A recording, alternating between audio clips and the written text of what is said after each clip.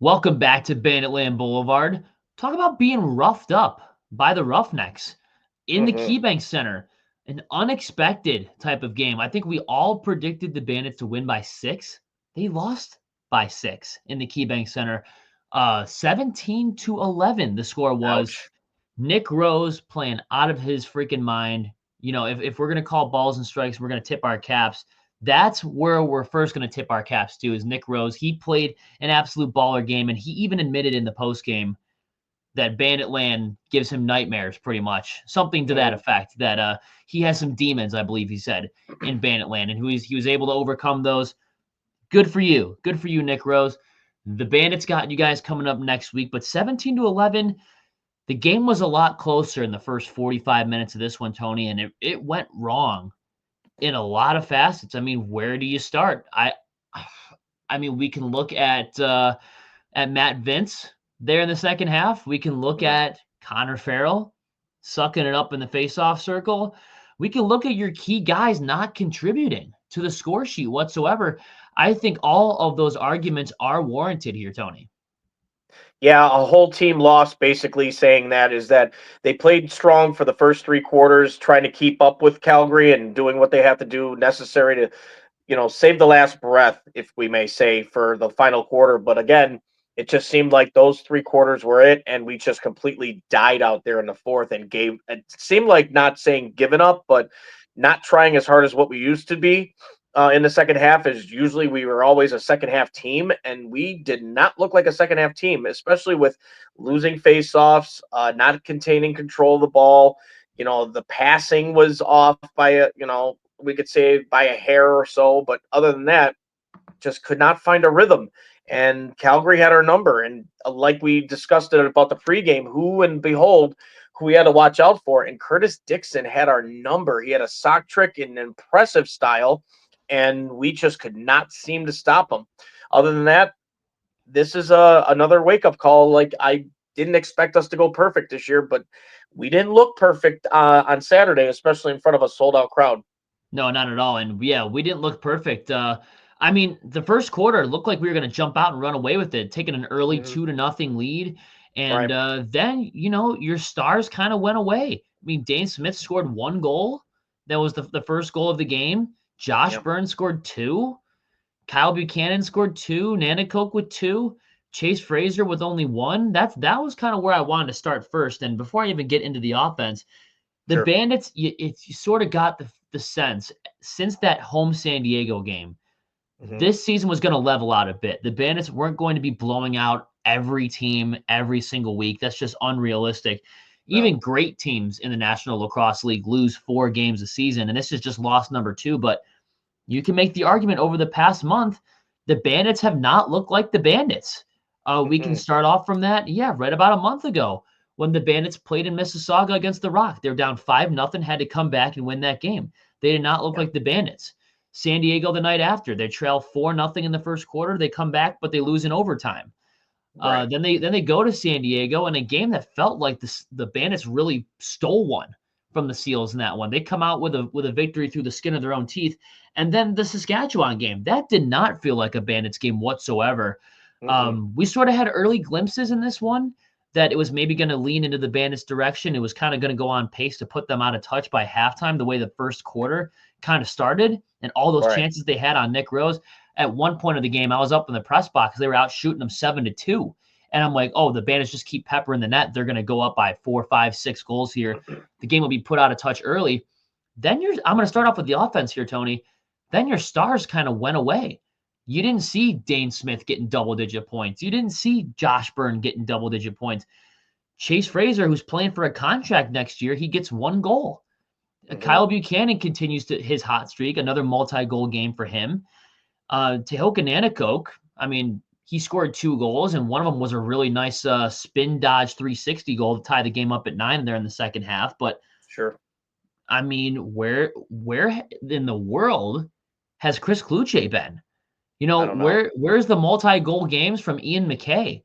Mm-hmm. It seems like the Bandits have really hit the dog days of March, and it really starts with that offense. Now, this was a complete team loss, and the score definitely got away from them in the final quarter. I mean, let's be real. In the third quarter, it was 10-9. And at that point, if you're a Bandits fan in that building, 10-9, the Bandits have come back from much worse with much less time on the clock. They have come back from much worse. You're sitting there thinking the Bandits got them right where they want them. 1 goal to tie, 2 to take the lead. This is like prime Bandits comeback victory type of game. And we've seen the Bandits win in that facet so many times where they're losing after the third and they come back and win it in the fourth. It's not unusual. We've seen that a lot over the past 3 or 4 years. And that fourth quarter really got away from them, and I think it really starts with the offense, not taking smart shots, a lot of passes going into the bench. Dane Smith looked like he couldn't complete a pass to save his life out there in the second half. And, I mean, we were relying on Clay Scanlon to make big plays. And, you know, some of the key forwards on this team were taking dumb penalties at the end of the game, and, you know, including Dane Smith trucking the goalie there in the fourth quarter that set the Roughnecks up for their for their 15-11 lead on that power play goal. Dane Smith just doesn't get out of the way and runs over Nick Rose, gives them an easy power play. And what do? They wind up and shoot and score there. I could defend actually Dane Smith on that play because knowing the fact that he was going to crash the net, Nick Rose came out to be in his path, if we may say. And the fact that when Dane went for the net and he was going to take his shot regardless, he was trying to avoid Nick Rose, but Nick Rose, to make that penalty called, he did come out a little bit, just enough where he's making himself vulnerable. And that's a thing that goaltenders have the advantage of, is that they're going to get 99.9% of the time, I think that's just goaltender interference from the offensive guys coming at you. So smart play on Nick Rose's behalf on that one, because he completely wiped Dane Smith out, but he also got clipped for it. And that's an immediate penalty to, you know, the offensive team, which was the Bandits and Dane Smith. And he's like, no, he came out to challenge me. I can't control myself when I make that move. But you could see when Dane did, he kind of like moved, trying to get away from him. But Nick Rose was already there because he put himself there. And that's the other thing a lot of people are asking me, like, well, Tony, do you feel that should have been called? Absolutely not, because Nick Rose came out and challenged him, makes him vulnerable as a defenseman out there to get hit. So it's the same thing. I think, in my humble opinion, that should not have been called on Dane Smith at all, because Dane tried to avoid him as much as he possibly could, but Nick came directly right at him. So I would say smart play on Nick Rose's part, because that would have gotten a penalty. That got the penalty anyways. But again, going back to what you said about the offense, it seemed like they forgot how to play in that quarter, particularly because they weren't on the same page with each other. The passing was definitely off. The shooting was completely, like, not even on net, or what we may say, but they got 55 shots total on Nick Rose. But again, they weren't feeling like the same Bandits we've seen before, where the tic-tac-toe play was working, or just a one pass, quickly get it off the stick, shot immediately so it's an open netter. But again, team effort loss. There's a lot of finger pointing going on with who's at fault here for that game. But again, not everyone's perfect, and I understand the fact that everyone's like, well, we're the champions. We should be able to win every game. Well, ideally, technically speaking, maybe. You're facing a Calgary team who has a well-stacked team as we do, even though the record doesn't say it. But we know, because we follow lacrosse and we've seen how these players can do. Yeah, I mean, you're exactly right. And there's just another part on the offense. They got 55 shots, but how many hit Nick Rose right in the middle of the chest where he didn't even have to move? I mean, they weren't quality shots. You had high quantity shots in 55, but how many high quality shots did you have outside of maybe the first and second quarter? 30% maybe? Yeah, I mean, it wasn't really amazing right away. And we'll get into the faceoffs too. That's back-to-back weeks of just terrible in the faceoff dot from Connor Farrell. I think he won 8 of 20 against Saskatchewan, and he went, 11 of 32? 11 of 32 is correct. 11 of 32 against Calgary. And this kind of also goes into the power play, and then I'll get right back into faceoffs. But 22 penalty minutes to 4. I know one of them was a 10-minute misconduct, but the rest of them, I mean, you take that 10-minute misconduct away, that's 8 more penalty minutes than your opponent. And we said in the pregame, You cannot take Stay out stupid of the penalties. box. And we are looking at players like Thomas Whitty. We are looking at players like Zach Belter and Dane Smith and Steve Priolo. The penalties need to stop for real. But, I mean, jumping back on, and the special teams was garbage. 0 for 2 on the power play just wasn't good at all. Even though 2 power play goals doesn't help tie the game whatsoever, but they were 3 for 6 on the power play. Their power play was clicking, solid 50%, but we didn't get a lot of possessions. We didn't win a lot of faceoffs, and Connor Farrell has really, really been struggling in that faceoff dot. That's something that he needs to work on his game as we continue on through the season. Yeah, I think what Connor Farrell needs to go to is back to when he first signed with the Bandits. He was gun ho. He was ready to go. He was winning the 40 to 60% we were expecting. He needs to find that rhythm again. He needs to get back to the basics, and like the Bandits do, everybody, the squad's got to get back to basics and start playing lacrosse 101. And we have to go back to school and figure this out. And maybe, just maybe, we'll have a game plan to beat them in Calgary this upcoming Saturday before St. Patrick's Day. But again, Connor Farrell needs to be a lot quicker getting to the ball when that whistle blows immediately in a second. You got to stop looking at the referee for that whistle. Just hear it. Look at your opponent and focus your eyes on the ball. And when you hear that whistle, just put that stick down immediately. Like the wrist has got to move, and you got to put that stick to the ball. And then you got the build to beat him or push anybody around. That's the key thing he's got to use too, is his physicality. He's got that. He just needs to. Excuse me. He needs to just focus on the hearing for the whistle, and then just go. That means just don't stop. Win that draw, get to the loose ball as fast as possible, and get it to a player or carry it in and then create a play real quick. Not expecting you to score goals every single time you win a faceoff, but you win the draw, you get it to a player, and get your butt off the floor. End of story. You know what you have to do? Fix it. And I get it. All the fans love the milkman, myself included. We all like Connor Farrell. But, I mean, come on. He has been absolutely awful the past 2 weeks, and there is no denying that. We got to be transparent with the fan base. He has not been good. And Calgary, we're going to be brutally honest ourselves. We didn't even know who their face-off guy was going into this week. Nope, we did not until we saw. He did have some pretty damn good stats going into it, and he dominated Connor Farrell. But that is definitely where – that's definitely a part of the reason, definitely not the whole reason why they lost this game. The Bandits still got 55 shots despite losing all those faceoffs and getting absolutely dominated in the faceoff dot. Where I am pissed off the most right now, and this has been going on for a month, is the defense and goaltending. Thomas Whitty had a horrible game. Paul Dawson had a terrible game. He was doing his best. I don't know.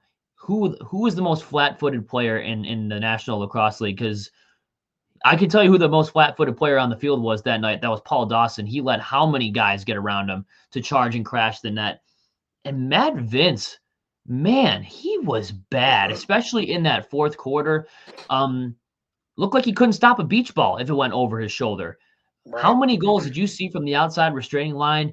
You mentioned earlier Curtis Dixon absolutely dominating this guy, Jesse King dominating him, Tyler Pace, the big screen guy in front of the net, causing some problems, and Tanner Cook just absolutely tearing him up as well.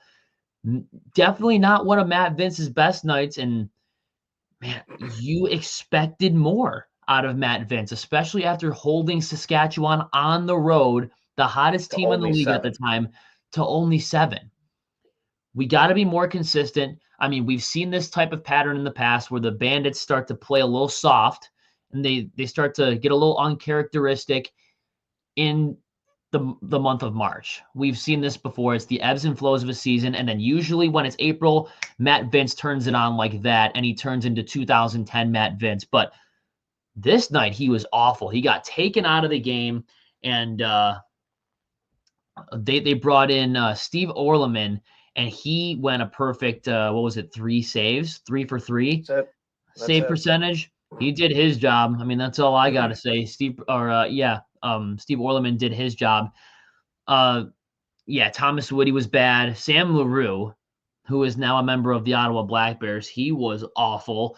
And Mm-hmm. Paul Dawson, definitely not his best night at all. He was caught flat-footed on multiple occasions. Calgary, we said this in the pregame. Their offense is the reason why they had 6 wins. Their Yep. defense was the reason why they had 6 losses. And let's be real, that defense absolutely dominated the Bandits, and their offense absolutely dominated the Bandits' defense / goaltending. Matt Vinc, I don't know what he ate for breakfast that morning, but I don't know. We got to start shaking things up because, well, other than the Saskatchewan game, what was the last great Matt Vinc outing you could think of? He's been really struggling over the past month. Well, He gave if up we were going to be 14 a realistic, year that was ago. right off the gate when we were coming off of 2 straight under 10 goals games, right in the beginning of the season. That's where Matt Vinc seemed like, well, he's a prominent, and he's showing a lot of his younger self, as we may say. But again, after displaying the fact that you go to Saskatchewan and you keep them under 10, where was that mentality to go against Calgary and thinking I can do the same thing to these guys, but all of a sudden just say, I completely forgot how to play goaltender? It's not that.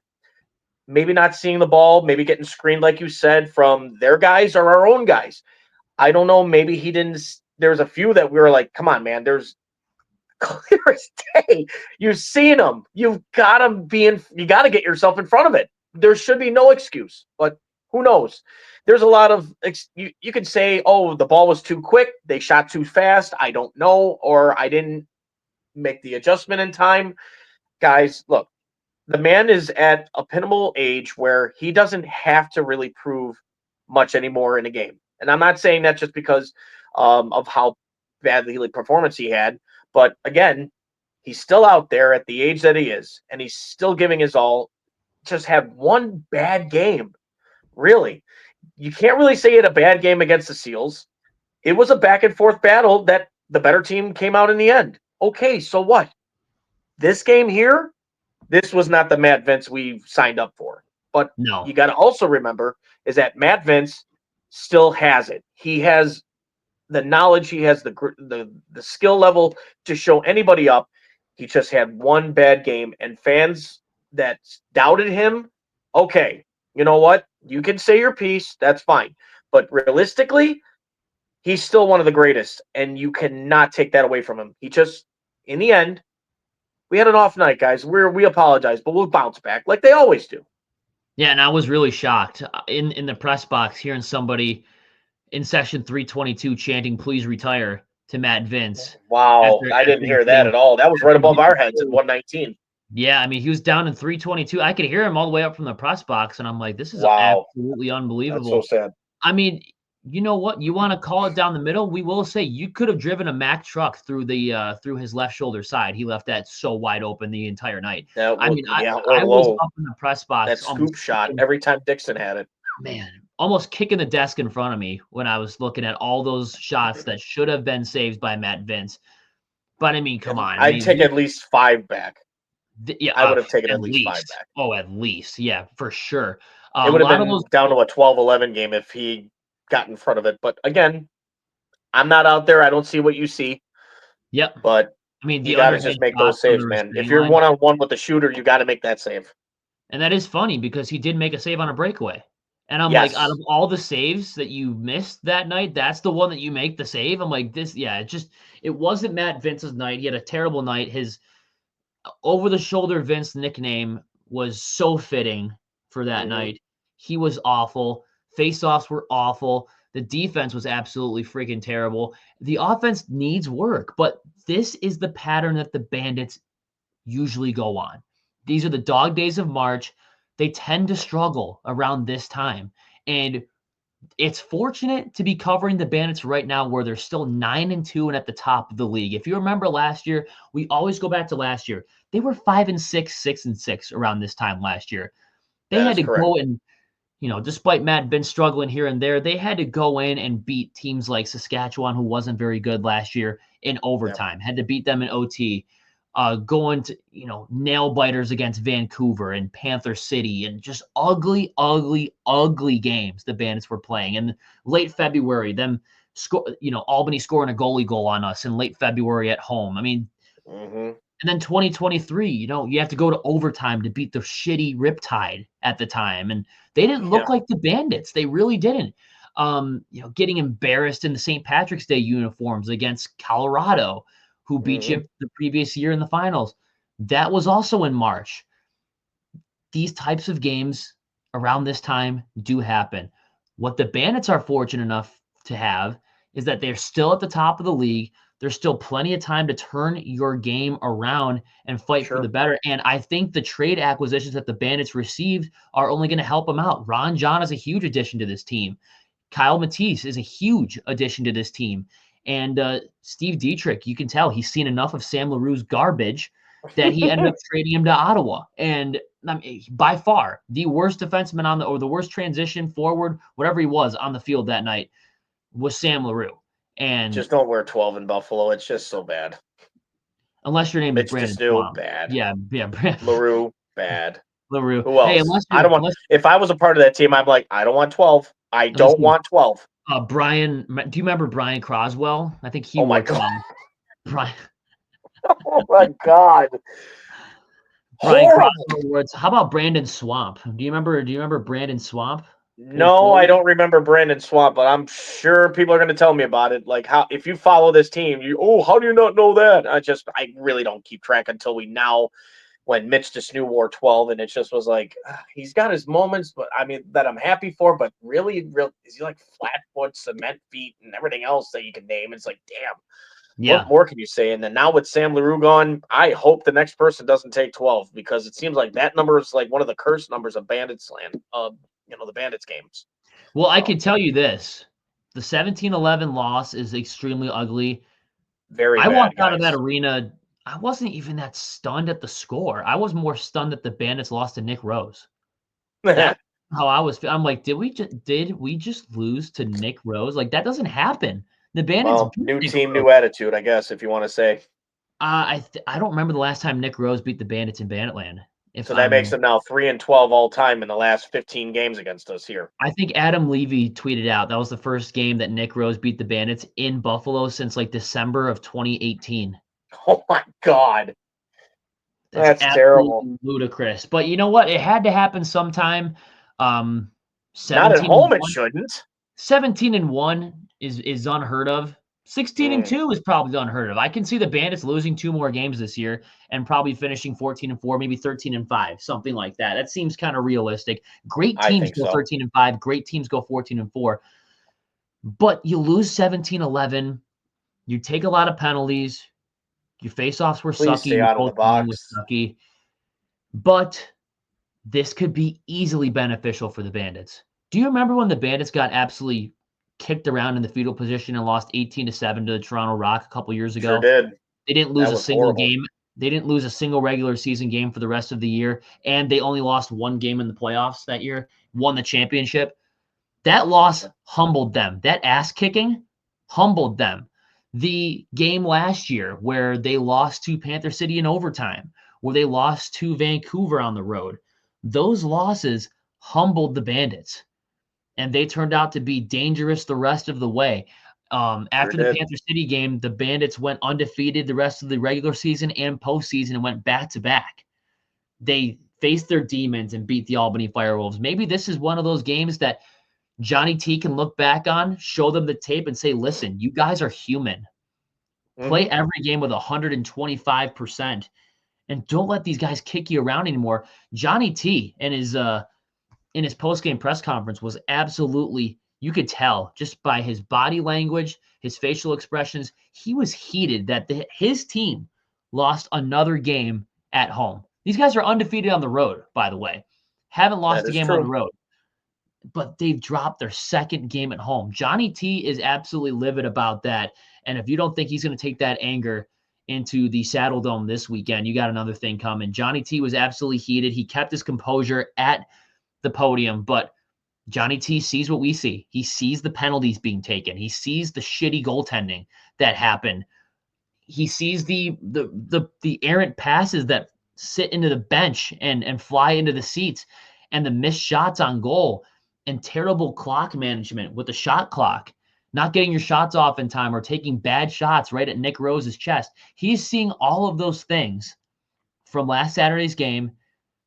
They're going to go to work. They're going to clean it up. You're going to get to see some reps out of Ron John and Kyle Matisse, and that's going to be interesting to see going into Calgary's game next Saturday on the road. By the way, the Bandits are undefeated on the road. I will say that again because they are going on the road this week, and they're gonna clean it up. They're gonna change these things. If you can beat Saskatchewan on the road, you can beat any other team on the road. I'm telling you that right now. They're the second best team in the league. Trust me, the Bandits could have bigger problems right now. They could be 8th. They can be 9th on the outside looking in. They're still in first, guys. Yep. I think still 2 games in hand. I think the scoreboard overshadowed to some of the fans. Oh, like, guys, they're still in first place. Yes. I know Saskatchewan's behind you, but they're 10-3. They still have an extra game in hand over you guys. 2 games. So 2 games in hand. Yeah. 9-2, and what are they, 10-3? They have 2 games in hand, and you have the head-to-head tiebreaker against those guys. And then it's a massive drop-off after that. Colorado is in third at 7-5. You guys are in good shape. Don't even worry about a thing.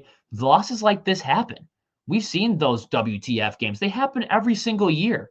Every year. What I hope for the Bandits for this, especially for goaltending and faceoffs, is that this is the most humbling loss that they've ever experienced this year. I mean, they've only experienced 2, by the way, but this is the most humbling game of their season so far. And they can go into the next game thinking, guys, just be ourselves. We are human. That's right. We can't go into every game thinking that our you-know-what don't stink and that we're these robots that can absolutely destroy everyone, that we're not human. We just beat everybody that's in our path. You guys are human. The Bandits got a reality check. They got roughed up by the Roughnecks. Yeah, and you know what? You just got to keep your head up and just keep moving forward. Don't let this one other loss, burden your season that you guys worked so hard for. 9 out of 11 so far. You can't be too mad about that. So now you marched into Calgary. You know what to expect. You just play that much harder than they do because they're going to bring it now in front of their home crowd. So you just have to shut their crowd up like they did us. So go in there, play as one. Don't take stupid penalties. What more can I say? And I know we'll be talking about this on the pregame, but Tony, do you think there's an opportunity there where the Calgary Roughnecks woke a sleeping giant? They caught them napping on that one night. They pounded them at home in front of 19,070. And by the way, I'm not going to tell you guys how to fan, but when we go down 14-11 with plenty of time to go in the fourth quarter, and the fact that I'm seeing people heading towards the exits when we're down by 3 with over 10 minutes to play, why don't you sell your tickets to fans that actually want to watch the game, to some real fans? How does that sound? You're leaving the game when the Bandits are down by 3 with over 10 minutes to go. Obviously, you're right to leave this week, but how many times have you seen the Bandits? We saw the Bandits down by 4 in the playoffs in game 2 of the semis with like 8 minutes to go. And they scored 6 unanswered, won the game 10-8. No one left then. No one left. Why are we leaving now? You're 9-1. You're facing against Calgary. You're facing against Nick Rose. And you're leaving when your team is only down by 3 in the fourth quarter? Yeah. I'm not telling you how to fan, but, I mean, guys, get a grip. I don't know if you guys had something to do later that night, other plans outside of the game. If you did, that's terrible planning because you're going to a Bandits game at 6:30. But, I mean, yeah, we got to see some loyalty out of the fans. I was going to say you lost in front of 19,070, but I don't know, fans started to shuffle out when it was 14-11, and I was kind of disappointed in that a little bit, but it is possible that Calgary woke a sleeping giant, and it got a little physical there at the end too. Sure did. Maybe some of that animosity, you hope it doesn't carry over into the next game because this team already takes way too many penalties to begin with. And Steve Priolo, my friend, clean it the hell up. Clean it up. We literally name dropped you in the preview, said stay out of the box 23, stay out of the box, Steve. He takes 16 minutes in penalties. 16. Ouch. Takes 3 minors and a 10-minute misconduct.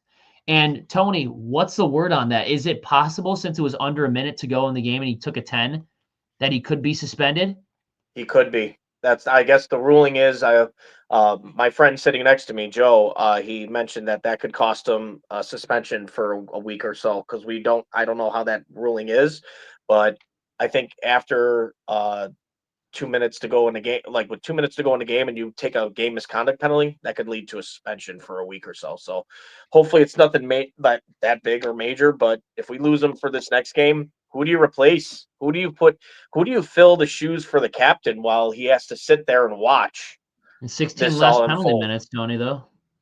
Yeah, well, 16 you less gotta minutes in penalties. you gotta be a lead. You gotta lead where it counts, man. You got the C on your jersey for a reason. So Yeah, brother, you wear the don't C. Come on. don't don't put a poor example out there for the other guys because that's just gonna falter. It's gonna be a chain reaction where it's downsloping, but you don't want that. So collect your thoughts, whatever is inside your head, clear your mind. Let's come back and just play like the Buffalo Bandits do. We always Yeah. dominate. So let's get back to that. Yeah, and I mean, no matter how bad things have looked, especially over the last 4 years or so, how often do the Bandits lose back-to-back games? I mean, we Rare. saw them split against San Diego in the same identical circumstance. They beat them. Yep. Both road teams won in that home and home series. The Seals beat Yes, they or did. both away teams won. The San Diego Seals came into KeyBank Center, won in overtime. The Bandits came into San Diego and beat them. Calgary comes into our house, beats us. So, we could be seeing an identical stretch of games here. And True. I think if there is a game that the Bandits have to win, despite being 9-2, it's this one. You It would be don't this want to one, yeah. give the Roughnecks the head-to-head tiebreaker on a silver platter. Now, they have 6 losses. The Bandits only have 2. I think it's a Right. little crazy that I didn't mention potential head-to-head tiebreaker scenarios, but you want to dot your I's and cross your T's any ways that you can. You want to keep that Mhm. number 1 overall spot. You want to have home field advantage going into the postseason. There's no doubt in my mind this team is poised to go in the top 3 of the standings this year, without a shadow of a doubt. I think they're going to finish in the top 2 no matter what happens with Saskatchewan. We are going to the playoffs, whether the fans in the NLL like it or not. The Bandits will be back in the playoffs. I think they're going to finish either in the first or second seed. But it would be nice to kind of cover your tracks there, kind of get some revenge on the Roughnecks. Once you hit the Yep. 10-win mark, you're kind of playing with house money, especially when you're going into game 13, 14, 15 of the season. And we're not Mhm. really chasing that playoff spot like we were last year. Once you hit Right. wins 10 and 11, you got your 10 and 8, 11 and 7 record. You are playing with house money, and the schedule does get easier. You got Las Vegas on the 21st. You got Vancouver coming to town with Christian Del Bianco, so that game will be interesting. But Mhm. then you got Georgia. I mean, no, you got Halifax at home. You can beat them at home. You got Georgia on the road, a building that the Bandits dominate in. I mean, I couldn't remember the last time the Bandits lost down in Duluth, Georgia. So the ones I just named off right there, those are what, 4 or 5 winnable games right there. Sure. Get to 10 wins, get to 11 wins, and obviously keep your foot on the gas. And, you want that 1 or 2 overall seed, but focus on getting to the playoffs. And guess what? You're already way more than halfway there That's because right. I think the 8 seed of the playoffs probably maxes out around 9 or 10 wins. All you need is a couple more to at least clinch your spot. And then once you do that, things will all start to fall into place. Matt Vinc will look like Matt Vinc again because when the calendar switches from March to April, I don't know what it is, but Matt Vinc turns into an absolute unit when that happens. And he looks like 2010's Vinc. So win the games on your schedule, play your hardest, stay out of the box. Mhm. Hopefully we won't see a repeat like this again. Yeah, you just got, like you said before, Trevor. Keep moving forward. Don't let this slow you down. Just keep on playing like you guys have been playing all year round until the point. Um, find whatever you're missing and just bring it to Calgary next week, this Saturday coming up. So, other than that, I'm not scared yet. I'm still not. I wasn't scared when we Absolutely lost our not. first game. The I'm first still not scared after this game. I mean, yeah, in we did National Lacrosse play League. as a team, but again, things happen. You're not perfect. What are you gonna do? So you just take the punch on the chin and then just keep moving forward and just punch back. even harder. How many teams have gone 17-1 in the new age of NLL? I think 0. I don't Nobody. think any team has finished 17-1. Nobody. I don't think any team has finished Except, wait a minute, 16-2. did what was that? Edmonton at the time? I don't know. I might have to fact check that. We might But have to look back because I think Edmonton had a good run I was gonna say I think when they won their title. the best record I remember is the one from last year. Toronto went 15-3. That's probably I think that's the best record that I can think of off the top of my And head. we But beat them. great teams lose 4 or 5 games. You know, you're going to win games, you're going to lose games. Your season is going to level out a bit. The Bandits jumped right out of the gate. They won their first 7 games. They're blowing teams out. It's just starting to level off a bit. What the Bandits need to do is turn this loss into a beneficial purpose. Look at this game. Look at yourselves in the mirror. This game humbled you. Look at the positive side of this ass whooping and just say like, oh, okay, we're human. Time to lock in. Let's go. That is the best way that you can Back to basics. adjust. And we've seen the Bandits do that in the past. When they get smacked around by Colorado or when they get smacked around by Toronto like that one time, they lock in. And they're like, okay, this is gonna happen again. Okay, we're fine. We're good.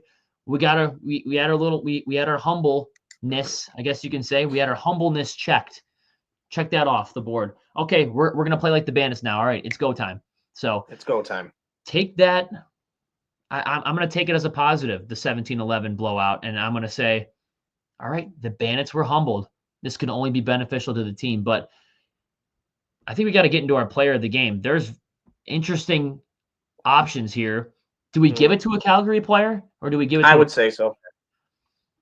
Yeah, I'm gonna go with Nick Rose. To say it, but I would have to. Nick Rose, 100% player of the game, overcame what he called demons in Banditland. Yep. And you know, the quality of shots was not the best, but hey, he stood up and he stopped 44 saves, 44 shots out of 55 shots on goal. Yep. I don't care how many hit him in the middle of his chest where he didn't even have to move, but he made those saves. He didn't duck out of the way like it seemed like our goalie was doing in the fourth quarter. So Nick Rose, you are my player of the game. For me, I'm sticking with my pick when I said you have to watch out for this guy, and that's Jesse King. He ended up with the most points on the team. He had 4 goals, 6 assists, 10 total points against the Buffalo Bandits defense. And I'm telling you, because he's one of the best setup guys, and I'm not like misleading Tyler Pace or Braden Mayu, or I'm sorry, Maya, or however you pronounce your name. I'm sorry, but great game. He had a 6-point night. Tanner Cook with 5, Taylor Pace with just all apples, like Dane Smith would on a good day. But for Curtis Dixon to come in with a sock trick and showing us that he still got it, you gotta watch out. But Jesse King, number 19, man, you really are scary, but you're fun to watch. I have to admit. So you are the player of the game that I would have picked for that game.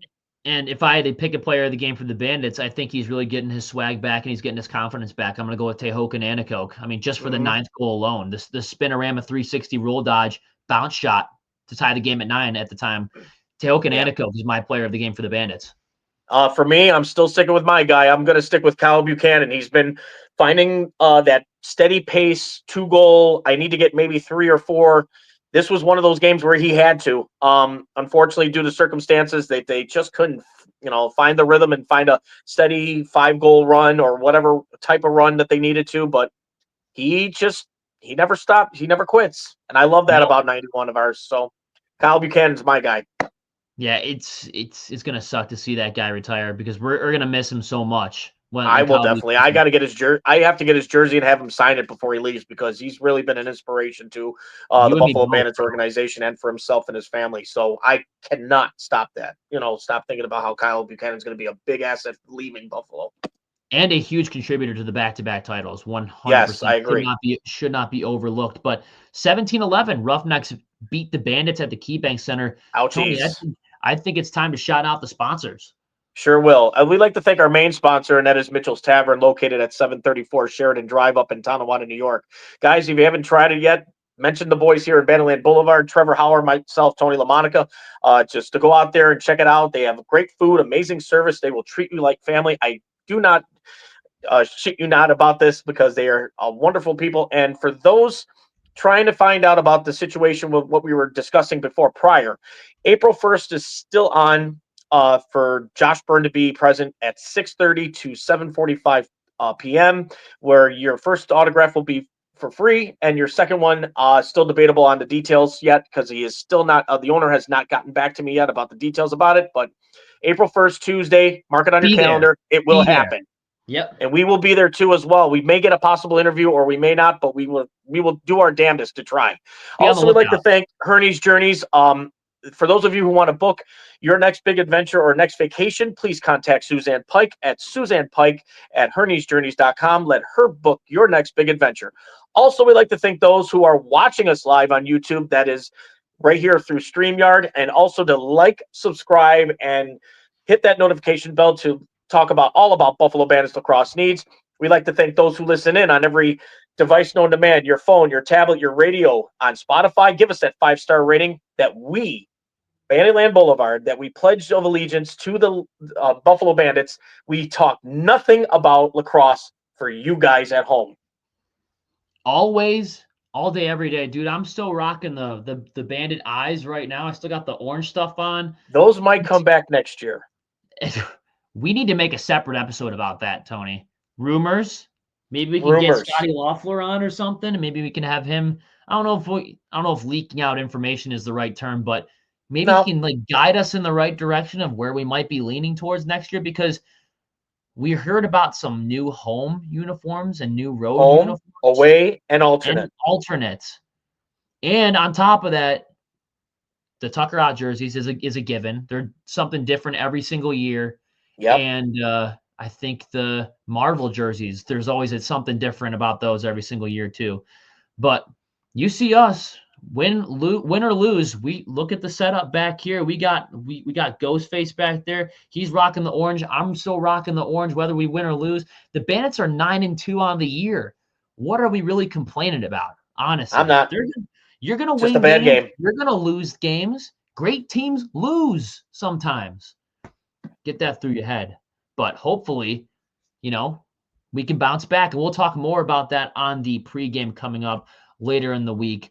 But I think we got 3 words to sign off for our fans. As always. At Banditland Boulevard. And those 3 words are. Ready? Yep. 1, 2, 3. Let's go Bandits. Bandits. Always, by far, the fanest of the fans. So we are rocking out orange no matter what. And win or lose, we're always going to still support. We're still at 9 wins. We want Moe's. Still in first, guys. No worries. Go get the double-digit wins, and we'll get 25% off of Moe's. So, oh, God. Yeah. Trevor Hauer, Tony LaMonica, Banditland Boulevard. See ya.